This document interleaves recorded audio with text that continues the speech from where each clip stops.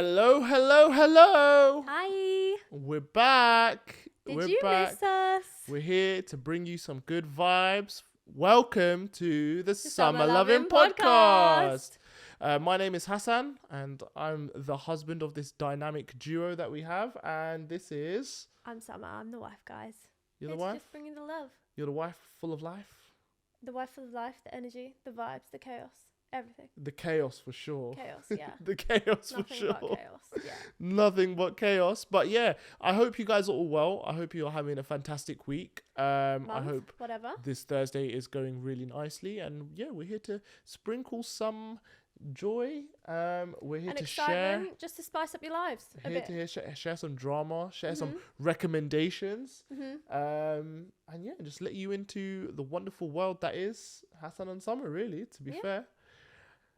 Shall we kick it off with drama? Is that what we're going to go with? We're starting off with the drama because first, I feel like right? you've sort of put it out there like a teaser now. You've said drama about 3 times in the last 10 minutes? Yeah. So Probably we not should 10 minutes, but we yeah. should lead with it. All right, okay, Yeah. let's go. So previously we've done a segment called Am I the Problem? Mm-hmm. And yeah, people kind of enjoyed it. We got some good feedback on it. So we're back. We've got some more drama from Reddit.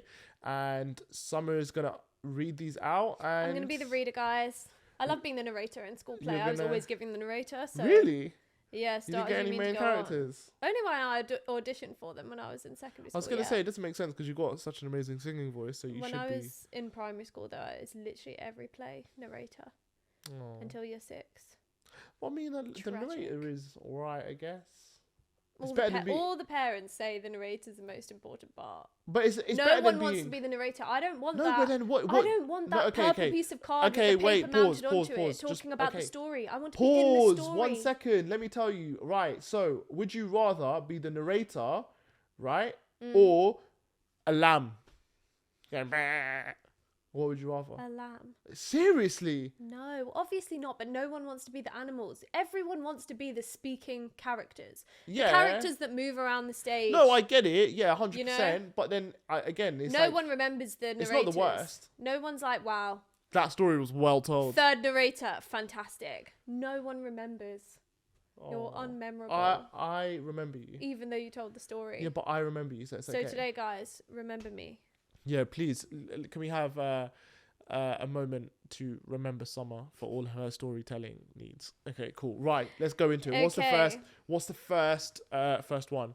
Okay, so, as you guys know, this is from the Am I the Asshole Reddit thread. So, this dilemma is, am I the asshole for refusing to lend my car to my best friend even though I don't use it daily? Ooh, friendship drama. Friendship drama. If you don't use your car, Do you know what it lend is? This is very tricky. There's a lot to really debate about because basically it depends on whether or not that person's a good driver, right? Because I have certain friends I would never trust with my car. I have certain friends who I think I would trust because they're responsible.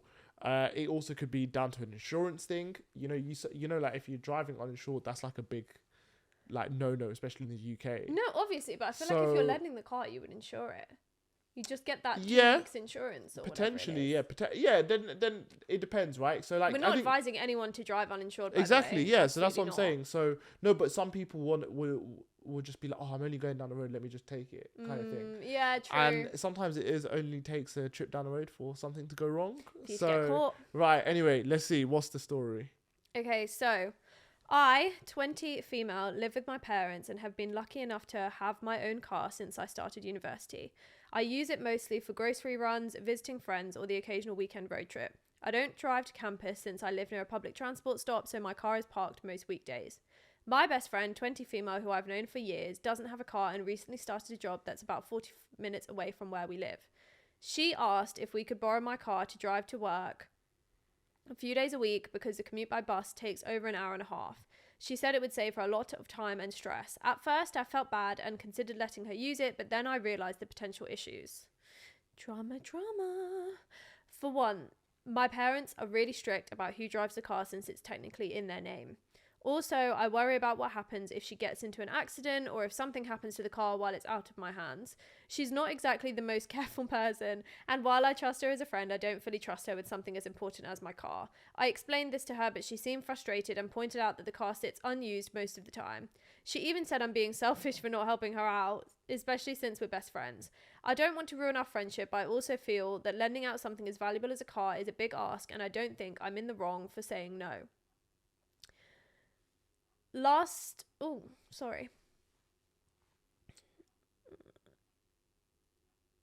I've tried to suggest alternative options like carpooling with someone from work or saving up to get her own car, but she insists that borrowing mine would be the easiest solution.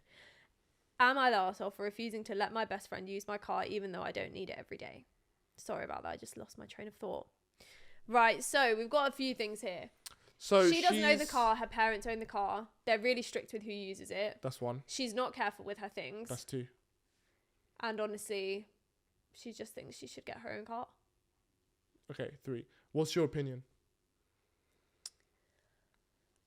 Personally, if I was in that exact situation, I would not lend it. You've already decided that that friend is not careful with their stuff.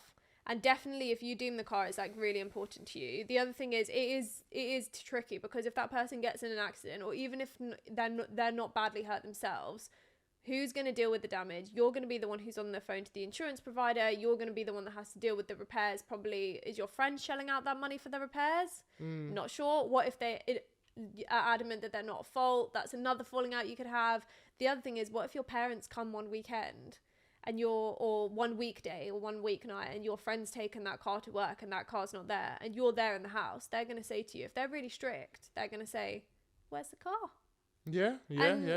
Then again, it's just a bit more stress for you. I think also she sounds like she's already stressing thinking about it, and I feel like all that will do is, even if you lend it to her, so she'll be overjoyed, wonderful, she could have a lovely time, but all that stress, if you're stressing all the time about it, your friendship's just gonna it's basically a lose-lose situation, because suffering. It's a lose-lose situation because if you lend her the car, you're going to stress the whole time. And then if you lend her the car and then your parents turn up, you're going to get in trouble. She's not going to get in trouble. You will. And then also if you lend her the car and then something goes wrong, it's then your mess to deal with. Right? So it's just an all-round loss, isn't it? But then if you don't lend it, then you look selfish. But the thing is, I get it. I get why you wouldn't want to hear someone saying, "Well, if you need a car, just get your own car." But at the end of the day, you're the one that's taken a job where the commute's an hour and a half away. I think the comment about her saying just get your own car is, I think that's a bit of a throwaway, because she's even suggested carpooling. Yeah. So it's not as if she's limited sort of like her options. She's given her options and stuff like that. If I personally think, I agree. I don't think she's the problem here. I don't think she's wrong to refuse the right of her car. I would hide. If I was her, I'd hide behind the parents. I was going to say that. I would just say it's not my car. As an excuse and just I'd be like, look, it's not my car. They're really strict. I just can't be bothered. They've absolutely said to me, no, it wouldn't even, I can't be bothered. They've absolutely said to me, do not lend it to anyone. Do not let anyone drive the car. You are the only person to drive the car. Just say they barely trust me with it. So yeah, literally. I don't want anything bad to happen to it. I'm also not the owner. So if something goes wrong, they will get the call. There's so many things here. Yeah, exactly. It's like, but use them as the excuse. I would honestly, and it's the best way to get out of it without looking selfish. Yeah, I think so. I think that's the best way to get out of it. I think that's the best solution. But yeah, I don't know. I think if I was in that situation, I think, I'll be honest with you, when it comes to if someone wanted to drive my car or our car, I think it's just based on whether or not I think they're a decent driver or not. I know some dead drivers, and I would not trust them with the keys. I wouldn't. Like, it's just, but the thing is, it's not only that, it's also, the thing is, I've also like heard of situations where people have lent people's cars, they've had an accident. It's not their fault. Accidents happen. It's normal, it's part of life. But then when the accident does happen, it creates a lot of issues within the friendship, because especially if they can't afford it, or like there's affordability issues when it comes to repairs, or even paying excess or whatever.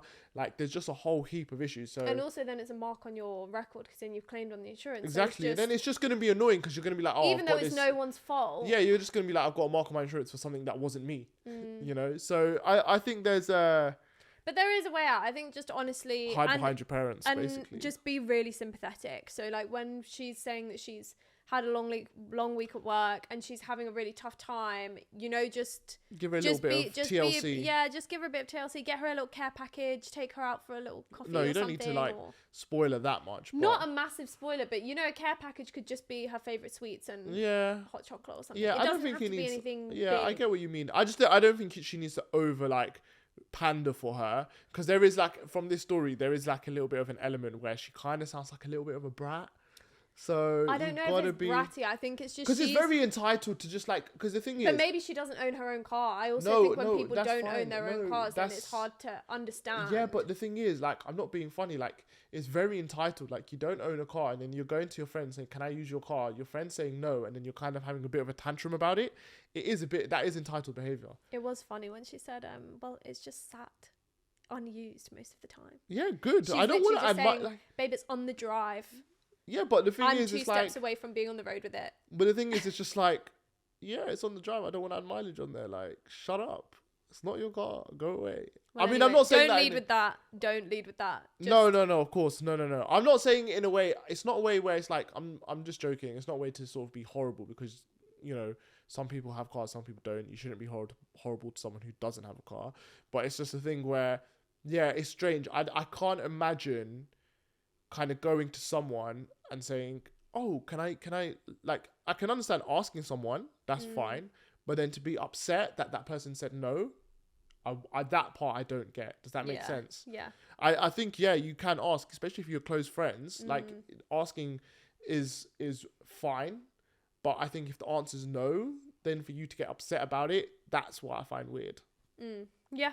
Agree. What do you think? No, I agree. Yeah? All right, okay, cool. Let's move on to the next one. Number 2. Okay, so number 2. What's the next one? Okay, so we've got a bit of food drama now. Am I the arsehole for telling my roommate his girlfriend can't stay over every weekend after she ate all of my food again? Okay. So that's a bit of a... That's what is that? Boyfriend, girlfriend, friendship triangle we've got going on there. Food triangle. All right. Okay. Let's dive straight into this one and let's see what's going on. Okay. So I own my own apartment and rent out the second room to a buddy of mine. Everything was cool at first, but lately his girlfriend has been staying over every weekend. I wouldn't mind so much if it wasn't for the fact that every time she's here, she helps herself to my stuff, mainly my food. Right. I meal prep for the week and I buy my own groceries. It's not like I don't share sometimes, but I've noticed that after every weekend she's here, a bunch of my food is gone. Snacks, leftovers, even stuff like my eggs and bread, just gone. I've tried hinting at it, like casually mentioning how much food I go through, but it keeps happening. Last weekend I had a really long week at work, so I treated myself to some nice takeout and planned to save half of it for lunch the next day. Oh no. The next morning I opened the fridge and it's gone. I texted my roommate and he said, oh, my girlfriend was hungry, so she ate it. Sorry, man. That was the last straw. I told him we needed to talk and said that while I'm okay with her visiting sometimes, she can't keep staying over every weekend and eating my food. I told him it's not fair, especially since she's not contributing to groceries or utilities. He got defensive, saying that since he pays rent, she should be able to just stay over whenever, and I'm making a big deal out of just a few snacks. I stood my ground and told him she needs to stop coming over so often unless they start buying their own food and being more considerate. Now he's pissed at me and I'm getting the cold shoulder. Am I the arsehole for putting my foot down after his girlfriend kept eating all my food? Before we dive into this, I was just going to say, I am actually so glad that the times that I've had roommates from university and stuff, like, well, that is the only time I really had roommates was university. I am so glad I've never had an issue like this. No, so because this is so long. It's like, it's actually so, it's not even long. It's just irritating. It's just annoying. But basically what I would say. No, you're not. First of all. Yeah, you're not in the wrong. I think I think you shouldn't be basically saying She can't come over. she can't come over. I think that's wrong, because if he does pay rent, then No, I think she can come over, but I think they need he's to have more of a I think he's conversation. only said she can't come over because his friend is just saying, "Oh, don't worry about it. It's just a few snacks." So I think he Also, sort of said it in his one rage. thing I want to say, like, one thing they don't really clarify in this, which I'm a bit curious about, is like, because he said, like, doesn't he buy his own stuff? Is it separate groceries or what? I don't know. He didn't say. He just said he meals prep for the week. So, but I think he's meal prepping for himself. I think the other guy cooks for himself, but she's not eating whole meals. She's just snacks, leftovers. But what I don't understand is, like, eat your man's food. Why are you eating another guy's food? He doesn't bring good snacks. Yeah, but that's like, Maybe he's not a good cook. well, then clearly she's with the wrong guy, because you're loving whatever my man's cooking, but not what your man's cooking. It's a bit weird, isn't it? Yeah, But it's a bit tragic. it's a bit peak. I mean, I would actually be like, for the other guy, I'd be pissed. I'd be like, stop eating his food. I'd be like, no, yeah, not. I'd be like, I don't know if insecure is the right word, but I'd be a bit like, right, like, I'm cooking all this, like, I can cook, and you're eating his food. She doesn't want that. She's just like, she's looking at your food and going, nah, I want his. Do you know what I She's mean? looking at your food on that top shelf, and she's just like, do you know what? There's some snacks on the bottom shelf. I'll take that. Yeah, I think. But I think the problem is, first of all, there's no clarification. There's clearly never been any clarification, because he's saying, again, he's writing in, definitely this is probably like the 10th or 11th time, if not more, that this has happened. And like, I feel like it should have been clarified like very early on. Like the first time, you've got to catch these things like so early, because if you let that person keep doing it again and again. The thing is, I don't think But it also matters. because his hint. I don't think it matters when he picks it up or when he decides to address it, because, you know, like, some people are just really nice and really like, oh, it's fine. Like, it's only one time, and then everyone's got their point, Their right? different threshold, And then it takes, what is it, the straw that breaks the camel's back is what tips them over the edge. And so obviously that was the last straw. So I think what it is the guy's he's got pissed off, right? And he's like, nah, I've had it, get her out, right? Which is probably a bit too extreme, but he is right to be upset. And I think his friend just said, oh, you're being a bit dramatic, it's just a few snacks. But I get it from where he's coming from. Also, it's so funny that the last straw was takeout, because I mean, if you've lived in a family home and let's say honestly, you've brought food home and you're so excited to eat it, and that was your treat for yourself, and you're thinking, oh, I'll save half that for tomorrow, and you open the fridge the next day and someone's eaten it. There is no pain that is worse than that, because you're just thinking, that was my treat and it's gone. Yeah, and I think that's what it is. I think it's just like, it's frustration, isn't it? It is frustration. And I think also, I mean, especially if he said that he meal preps, he's clearly like very precise with like what he's making. And I think especially with meal prep, sometimes you're like, oh, well, actually, I want to save half of that for the next day. Yeah. But my roommate's girlfriend's just eating my lunch. Also, it depends on. I think it also depends on how close he is with said friend and said girlfriend. Oh, definitely. Because if he's not friends, like, if they're not friends like that, or like not, if they're not close, then don't eat my food. Then it's like, bro, like, what are you doing? But I basically think you need to chill, calm down. You don't need to be booting her out permanently. Don't exile her completely. I don't think you need to do that. But I think a conversation needs to be had between you and your boy, and you just need to just make him understand. You need to make him understand that. Maybe give him a list of what she's eaten and say, look, this is what this is what you need to buy. Bring the receipts. No, this is what you need to buy because she loves that. No, it's not even that. No, and make it for her. So then she's not eating mine. Yes, he could do that, but I think bring the receipts in a sense where just say, look, on this day she made this. On this day she's eating this. On this day she's eating this. On this day she's eating this. And just be like, it's a bit annoying. And maybe you should buy your girlfriend some stuff and like just have a or maybe proper she should bring her own food, or if she's going to stay for a few days and she knows she wants X, Y, Z. Or it's not even that. Just say, do you know what, bro? I don't mind if she eats some of my stuff, but replace what you take. So if you're going to eat my eggs and my bread, Go and buy some more eggs and bread. Like, I understand you guys have a nice night out on Friday. You wake up on Saturday. Who wants to go shop Saturday morning? So fine, you use some of the eggs and bread. That's fine. But then maybe Saturday evening or Saturday afternoon, you know, you just have a nice little stroll down to Londis, pick up some eggs and bread and replace it. Yeah. All done, happy. So I think there just needs, I think it's a communication thing, right? They just need to have a chat. Yeah. I think also because he dropped a hint where he said, oh, I'm going through so much food. They're not going to pick that up. Yeah, you're like talking about some yourself, people are so like you could slap them across the face and they won't understand. Their head is so far up in the clouds, they're literally flying. Yeah. If you're saying to someone who is eating your food, oh, I'm going through so much bread and eggs, they're gonna think, why is he telling me that? I don't care about that. I don't care. Where's my next serving? Nothing to do with me. Nothing to do with me. Where's your eggs and bread? Because it's run out and I'm hungry. Oh no, that is like, honestly, you know what? But it's hard living with people just in general who are not your friends to start with. I think is always just such a tough one. I don't know, because he said I let one of my pals move into one of my He plates. said a buddy, so they are friends. It gives me the impression that they've got some form of history there. I think it's a conversation. It's a conversation. I think absolute worst case, obviously tread very carefully, but if it doesn't work out and your friend doesn't make any efforts to speak to her, just have a conversation with her and just be open and honest and just say, look, I'm really sorry. I've seen that you've taken because if he's got no grace and decorum, hopefully she has. So at least you can say to her, look, I know you've been taking my stuff. Stop. Can you imagine if she thinks it's his?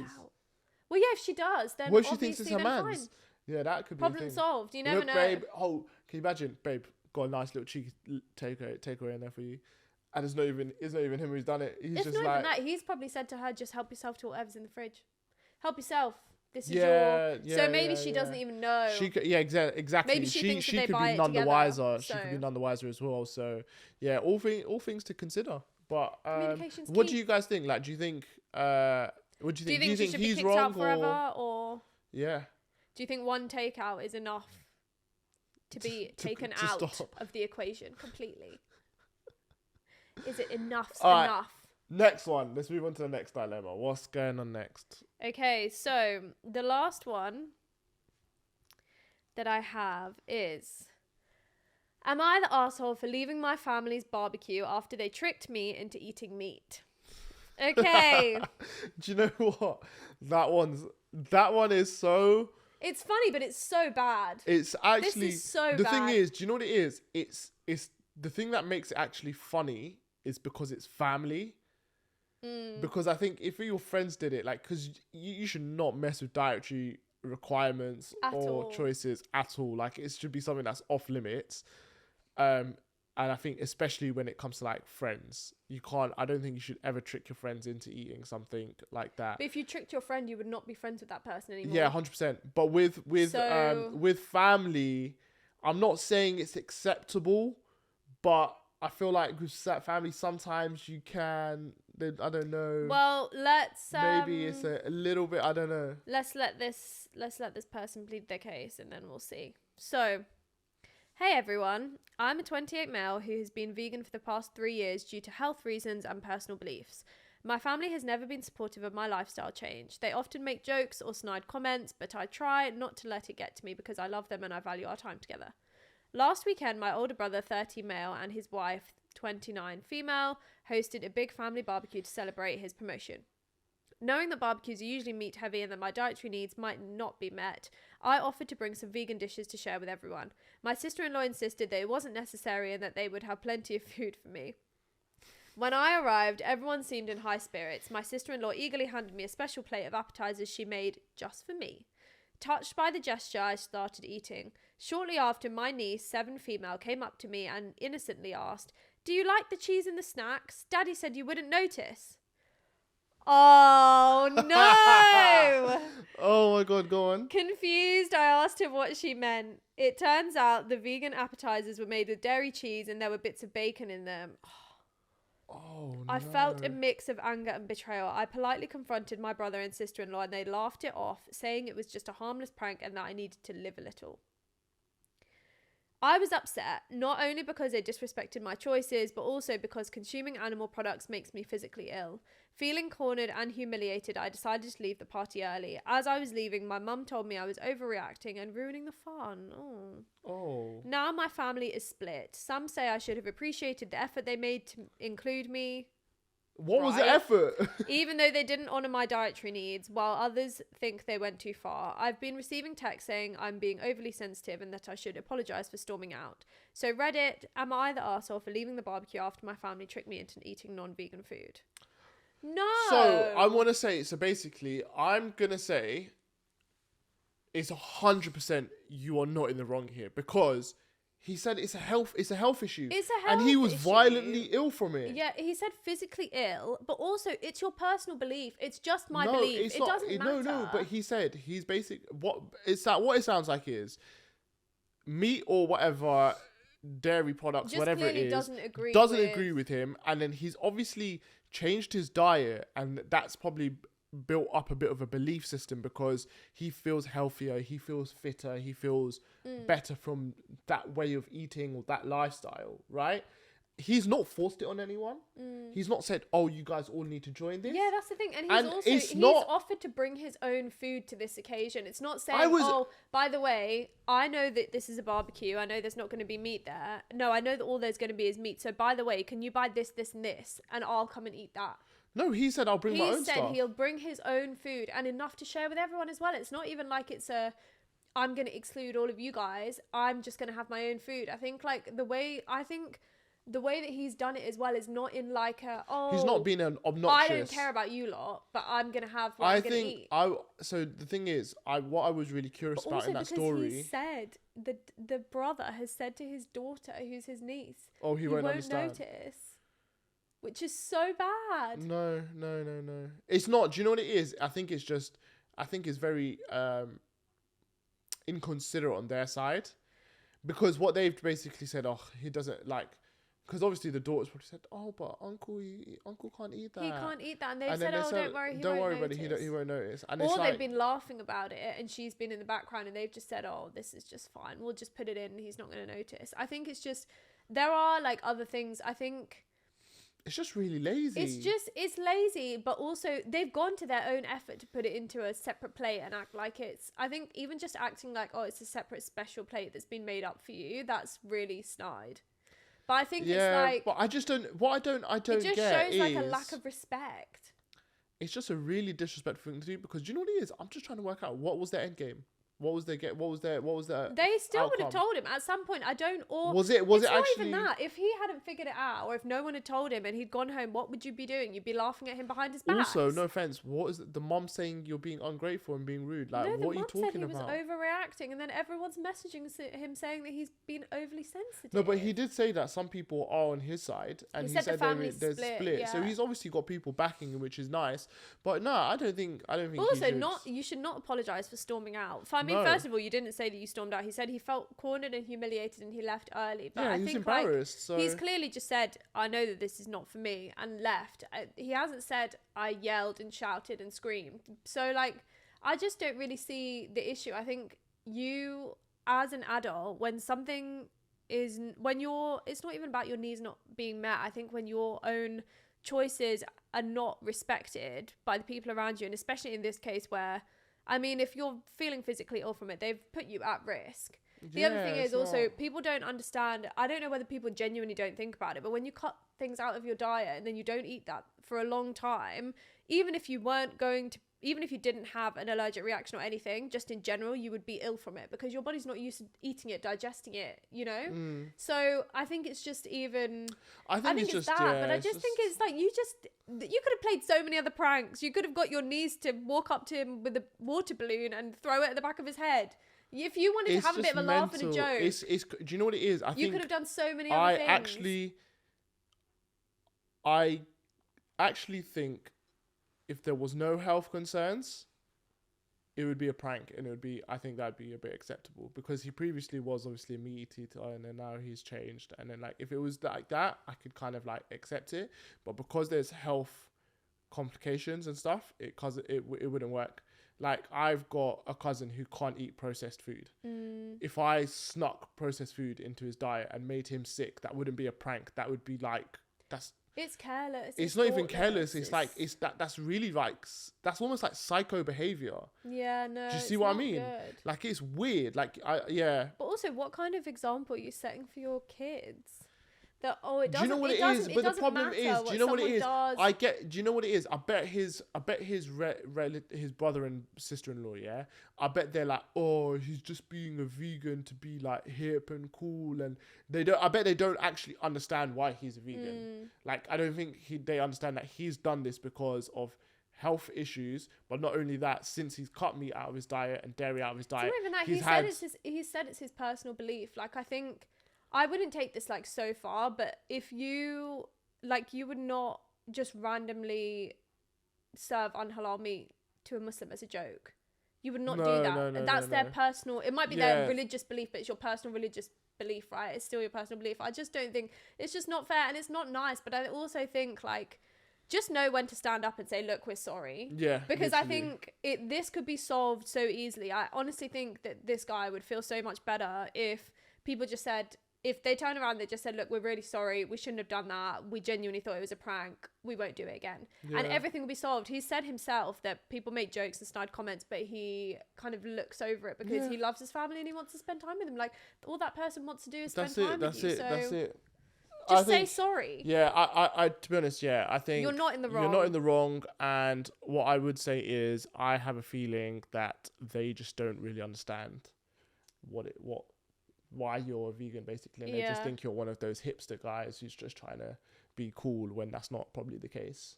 But hopefully, with a bit of time, they'll realise that it'll blow over, won't it? Really. With family, usually it tends to, and I hope that it just evens itself out, and they come and say sorry to you, and things are sorted. That's it. Yeah. All right. Okay. Yeah. On to the next topic. So, moving on. Summer has a recommendation for a food spot for you guys to try out. What's the place called? So it's Buns from Home, guys. I'd be surprised if people haven't heard of it before, because I know that it's a pretty big bakery. Is it a chain? Yeah, it is. There's quite a few different ones, right? Yeah, so there's the first one that we went to was actually in Covent Garden. One late evening, actually, I can probably tell the story. I saw this vintage store that was closing down. Basically, I saw this vintage store that was closing down, and obviously they're on TikTok saying that they're closing down, and like every week leading up to their closing down, it was going to be like, it was like 90% off, then it was 80% off, then 70%, whatever. And on the last day, everything was going to be £1. So I was like, I wasn't really specifically saying, I wouldn't shop it at 50% off, but genuinely, truly, we had no time in like the 8 weeks leading up to the store closing where we could actually go on a weekend. So I thought, well, it's fine. I'm definitely going to be in Central that day anyway. So we went to go after work. So bear in mind, it's like 5:30, 6 p.m. by the time we get there. Guys, that store, there was nothing in there. Guys, I don't know why I was expecting like 4 or 5 rails of like, I don't know, some odd bits where you could like get a gem. When I tell you, literally it was just a carcass. It was a carcass of a shop. And a jukebox. There was literally, it was just a frame. There was nothing in there. There's literally like... No, there was a box of ties. Oh, whatever. That was like... Ties and bow ties. You and your bow ties. There was literally nothing there. There was literally nothing. And it was just so tragic. It was so pathetic. Like, it was so bad. And I was just like... And I think they were actually meant to be open for a few days after. It was Monday, and I think they were supposed to be actually formally closing the store on the Friday. And I was like, and I actually said to someone, I was like, God knows what we need to, because I think we were meant to go on another day, and I said, no, let's go on the first day, because by the end there'll be literally nothing left. Legend behold, we went on the first day and there was nothing left already. Like, it was just, and do you know what the funniest thing was, right? And I actually thought about this after, is that there was people in the store. We weren't the only people. It's not like there was like 30 people. No. It's not like we rocked up, and like it's not like we it's not like we rocked up and it was empty and it was just empty shelves and we were just like, they're like, oh my god, what the hell? We walked in. There's people inside the store and everyone was just, again, almost like baffled. Wandering around aimlessly. Just wandering around like, oh my god, like I think everyone was just in shock. I feel like everyone's walking around the store thinking, at the back they're gonna have a rail. in that right hand corner they're gonna have a rail. Oh, we've walked around the whole store and there's literally nothing in here. It was just so It was bad. so bad. So it was such a train wreck of an evening that we ended up then walking down and we saw buns from home. So And we saw said, buns from home, and I knew right. it had been on my list for ages to try. Guys, when I tell you, that just started a chain of events that has just conspired in me having been to buns from home probably 3 or 4 times since, and I think that was about a month ago. Yeah. A month ago, almost 2 months ago. When I tell you guys, It's actually so delicious. they're so nice. It's not just, so they actually do savoury pastries, which I didn't know until last week. Oh, I went, really? so they have one in Soho now, and I went to one in Soho last week, and they had savoury pastries. So they have like feta, spinach, and like Oh. something else. And then I think they have a meat option as well. Then Oh, they wow, have, okay. they I have didn't know cinnamon that. rolls. They're huge cinnamon rolls. They are so nice. You know, sometimes you get a cinnamon bun, and I've kind of like actually stopped getting them now from coffee places now when we go, because sometimes they're really hard, sometimes they're really chewy, sometimes they're like just too flaky. I don't like a lot of mess when I'm eating pastries, but these are literally, they're so perfect, they're so nice, and they're huge, they're absolutely massive. Also, do you know what I find quite impressive as well? They've got such a variety of different types of stuff like that you can have, Yeah. and it all looks amazing. What we've had from there was absolutely delicious. So we had this banana and walnut Oh my god, pastry, that basically. was so good. And I'm not gonna lie. So basically, they had cinnamon rolls. They had chocolate and hazelnut rolls, which look like cinnamon rolls, but then obviously they've got a different filling. Yeah. And then they had tiramisu ones, and then they had the banana and walnut ones. And I think they had 2 of the banana and walnut. And yeah. honestly, I wouldn't say that banana pastry is my first choice. Every time I've been back, guys, that's the only thing I'm getting. I don't think it's I think it was such a nice, like, it was almost like, it was like a warm taste. It was almost like eating a cuddle. Yeah, Because basically. that's how you feel, right? Yeah. You feel like really warm and fuzzy inside. So it's like eating a cuddle. Like, that's how I would describe it. But yeah, like, I'd recommend it. And obviously you've been a few more times. I've taken I've taken a few of the girls from work, and they enjoy it? loved it. Yeah, actually. See, do you know what I always say with some places? I love it when you take you people have there to and they go. love it. It's that is obvious. That honestly, when you recommend something to someone and they go and they have a great time, that is such a like. It's such a good feeling. Such a You're good like, feeling. Yes, You're like, you're yes, welcome. yes. What you want to come for more? Yeah, don't worry. I've got more spots for you to visit. It's nice. But what I was gonna say is that, you know, when you try a place and it's really good, I always say the stamp of approval is when you go multiple times and it bangs every time. Yeah. So, for example, I know we spoke about Supernova on a previous episode. I've been again with my little brother, and the burgers were still amazing. They were really, really good. Actually, speaking of burgers, sorry, and this is a little bit of a tangent, but we need to try Junk. Yeah, we do need to try We need to Junk. get that in. So Junk is meant to be basically. Supernova. I know they're like It's meant to be rivals. similar but- similar vibes to Supernova. Very Junk simple. apparently is all over France. They are in multiple different cities. Like it's a chain over there. They've made it across the pond into London, and yeah, we do need to try that. Yeah. If you guys have tried Junk, let me know what you think. Is it a vibe? Is it not a vibe? Worth going to. Yeah, I think I've seen good things about it. But also apparently with Junk they do pastries as well. Oh. Yeah, okay. like pastries or cookies. Maybe it might be cookies, but it's meant to be like French patisserie because Oh, obviously okay, it's nice. from France. Yeah, So yeah, but So yeah. buns from home, you get the stamp Bring of 'em home. approval. I Definitely. think the other thing that I've heard of is basically they've just brought out their new version of their tiramisu bun, and it's halal. Oh, Yeah. no Literally, way. I think it's come out 2 weeks ago, so I'm buzzing. Oh really my god! Oh my excited. god! Oh my god! Because okay. I don't know if I had gelatin in it before or something. No, but no, but this is what I was gonna say. One thing, like, basically, one thing I really rate about food places is when they take a bit of extra care, or the staff take extra care to make sure you know and understand things. So I'll give you a quick example. When we went to Buns and Home that day, they told us what had gelatin in it. Yeah. They like let us know. They go, oh, by the way, these And we ones have didn't even gelatin. ask. I We think didn't we ask. sort It was of something asked, they what do kind you of have? they kind of just offered up that information, which was like really, really helpful and really kind. The second thing as well, so like another example is we went to this place in Box Park, and they do like this brisket sandwich or something, and basically their beef is all halal, right? So we were like, yeah, sick. Like we'll have one of those.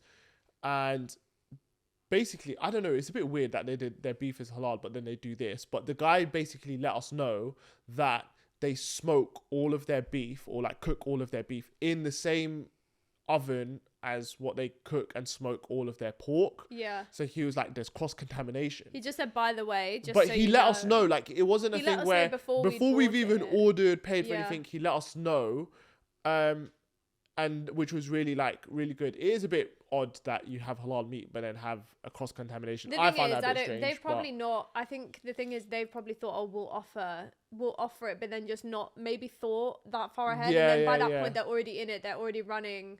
But like So I said, this is I not a criticism, like I said, honestly. I It's rate so it. Like nice. I like the like it's good. It's good to be honest. It's good.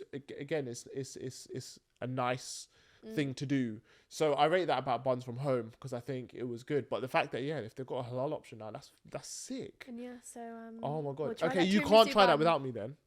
Yep, I said we. Okay, good. I'm making Don't sure. worry. I'm making sure. I I'm just talking got about me and basically when you get into a relationship, right, or in a marriage, right, you've got to remember you've got to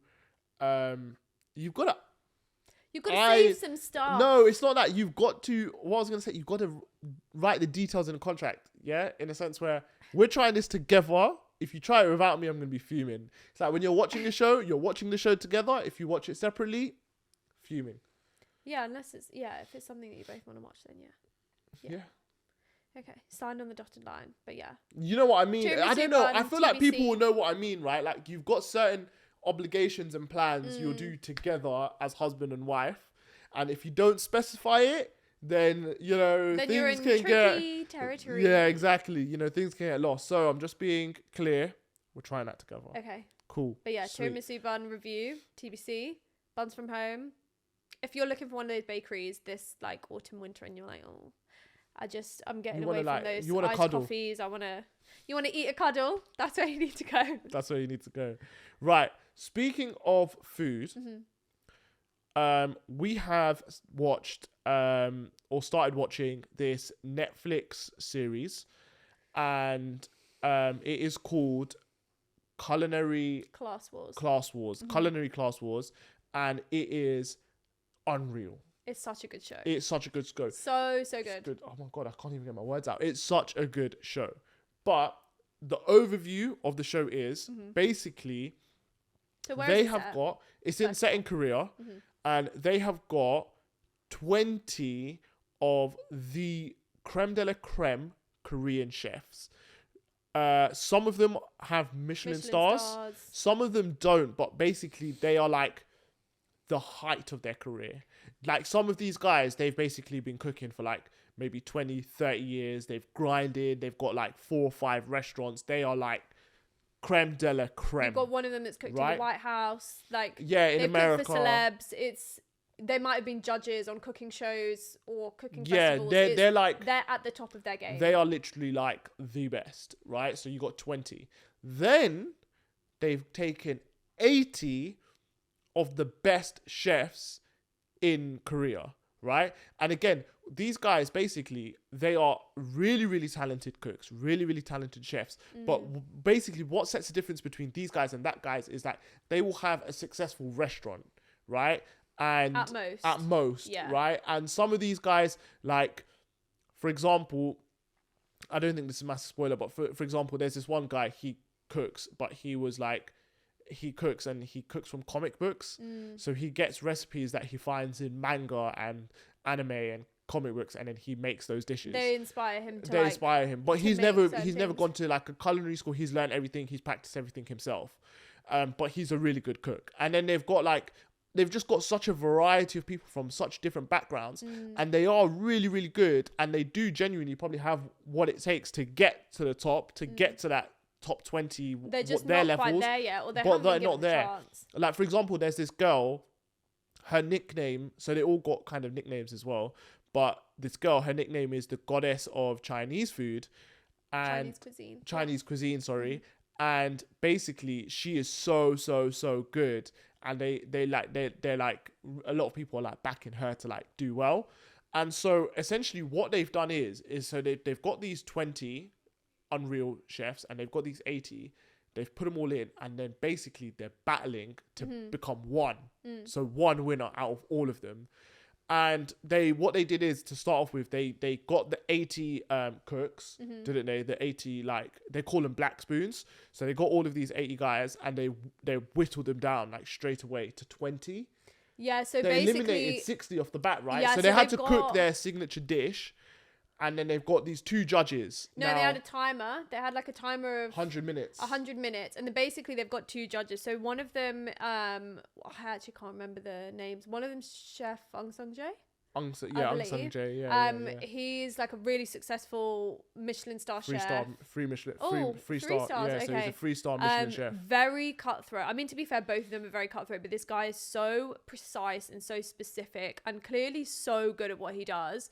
He will literally just, everything's based on taste for them, definitely for the first few rounds. So like, it's so much. It's even cooking technique as well. Yeah, if like, the technique doesn't look like there's enough effort, he'll just cut them. So you've got him. The other guy is basically, he's known as like the culinary guru of Korea, and he is like, he's a judge at loads of competitions. He's travelled everywhere, tried loads of food. Yeah. Just an overall, like, he's meant to be, obviously he's a good cook himself, a chef as well, but like, he's meant to be just like the guy, basically. He's like the taste equivalent of like when someone says they're like well travelled or like the best travelled person, you know, he's basically. Well, you can tell this guy, he's got such a passion for food. You can just tell, like, straight away. But the 3-star Michelin chef guy, when I tell you this guy is so cutthroat, he literally took a spoon of someone's food and then he was just like, nah, you're out. He tried it and he was just like, sorry, you're eliminated. So the first round, basically they eliminated 60, and then you got 20 black spoon chefs, and then those creme de la creme ones, they're like 20, they're called white spoon chefs. And then basically they've put them together and they're going head to head. But the idea of the show is they're going to get one. There's going to be one winner. Apparently he wins 300 million. Yeah, he or she wins 300 million won, which basically is the equivalent of 160 grand or something like that in like GBP. So yeah, huge prize pool. And then whatever they want to do with it. So obviously if they want to open their own restaurant or whatever. It's a big, I think the other thing is, like, for these chefs, I definitely think, like, it's a great marketing piece for them. It's a massive, and massive achievement. Like, you've gone up against, even if you're one of those 20 Michelin star chefs or whatever, white spoons, even if you're creme de la creme already, you've battled against what could potentially be 100 or 99 other of the best chefs in Korea. Yeah. You are the top of the top of the top. Yeah, because no like, for example, can chat to you after that. There's like, well, it's a semi-spoiler in the head-to-head between black spoons and white spoons. Some black spoons have won, right? And even if they don't win the whole competition, just that victory is so much. Yeah, because for a lot, you've eliminated a white spoon. You've eliminated someone who's regarded as creme de la creme chef in Korea. I think the other thing is for these like younger. I mean, I definitely think the white spoons. We keep on saying white spoon, black spoon. But basically, the white spoons, these like top chefs, they kind of regard the black spoons as novices, and like the other way around, like the black spoons kind of regard the other ones as, some of them are their idols. Yeah, so no. It also no. Some of your rival, your idol, and you've beat them. Some of the white spoon chefs have actually taught some of the black spoons. So like they've actually had kind of full circle. They've had lessons. So you got some of these guys who are like, oh my god, you know what? I'm going to try and beat my teacher. And it's like, it's almost like, what's that saying? Has the master become the teacher or something like that, you know? Yeah. Like, so it is. And don't get me wrong, there is definitely some animosity in the competition, but there's also some like wholesome bits as well. There's like camaraderie. So it's got like a... And also there's so much funny stuff that goes on. I think you definitely get a laugh out of it. But it's so like... Honestly, just even the way it's filmed, it's so like bam, bam, bam, bam. Like it will definitely keep your attention. But yeah. Yeah. I honestly 100% recommend it. It's on Netflix. It's called Culinary Class Wars. So definitely check it out. Give it a watch. And Defo. yeah. And let us know what you think as well. Let us know what you think. Who your favourite chef is. And that's where I think we're going to finish it. But yeah, definitely. Yeah, guys, I hope you guys have enjoyed the episode. I hope you guys are having a good week. And we'll look forward to seeing you next week, and we'll bring you some more tea and some more fun-filled vibes. Let us know what you thought about the dilemmas and who's in the wrong, if they're the problem. How would you feel if you were in that situation? How would you if you solve want to it? if you want to give anyone that advice, because I feel like you never know, they might see it and they might need it. 100%. And yeah, as always, guys, love for the love. please like, subscribe, follow us on On Spotify, socials. rate us 5 stars, please. And yeah, we'll love to see you soon, and we will see you next week. Take care. Bye, Bye-bye. guys. Bye.